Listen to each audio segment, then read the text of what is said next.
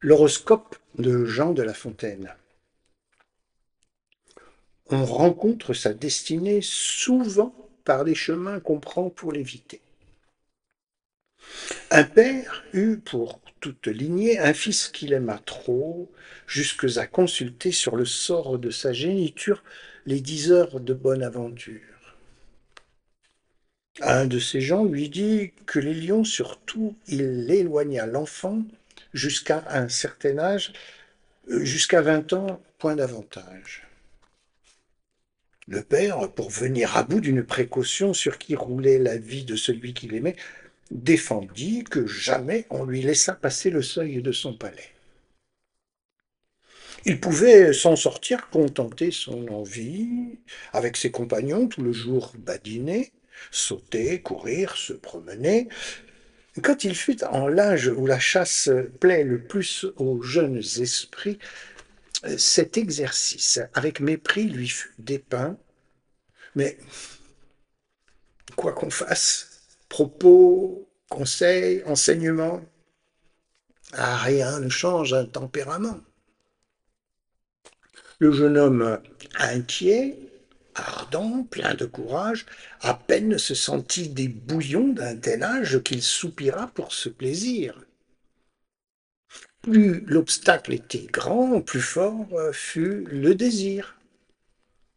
Il savait le sujet des fatales défenses, et comme ce logis, plein de magnificence, abondait partout en tableaux, et que la laine et les pinceaux traçaient de tous côtés chasses et paysages, en cet endroit des animaux, en cet autre des personnages, le jeune homme s'émut, voyant peint un lion.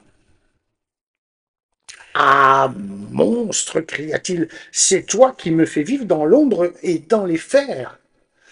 À ces mots, il se livre au transport violent de l'indignation, porte le poing sur l'innocente bête. Sous la tapisserie, un clou se rencontra. Ce clou le blesse. Il pénétra jusqu'aux ressorts de l'âme et cette chère tête, pour qui l'art d'Esculape en vain fit ce qu'il put, dut sa perte à ses soins compris pour son salut. Même précaution nuisit au poète Échille.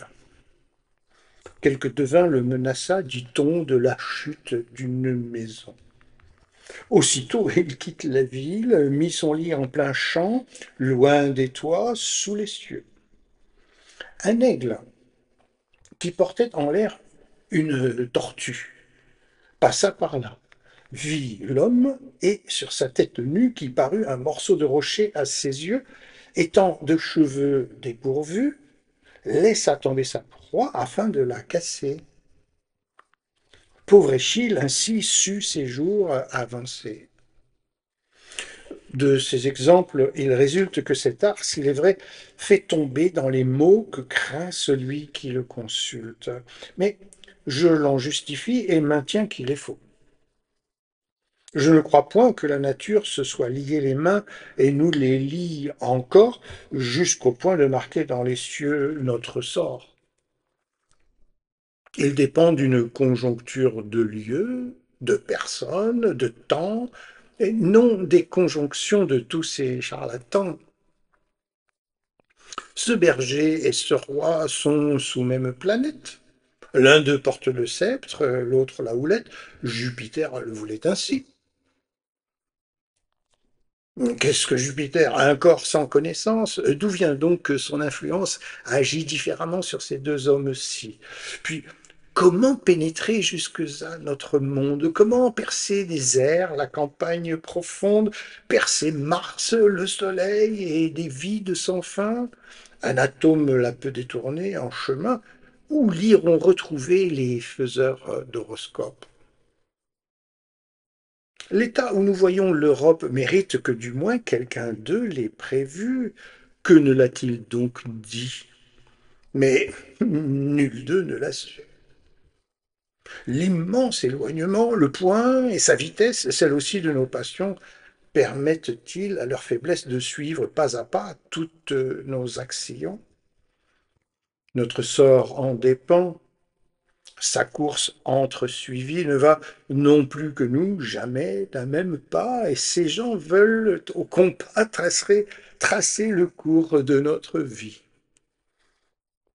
Il ne se faut point arrêter aux deux faits ambigus que je viens de conter. Ce fils par trop chéri, ni le bonhomme et Échille n'y font rien.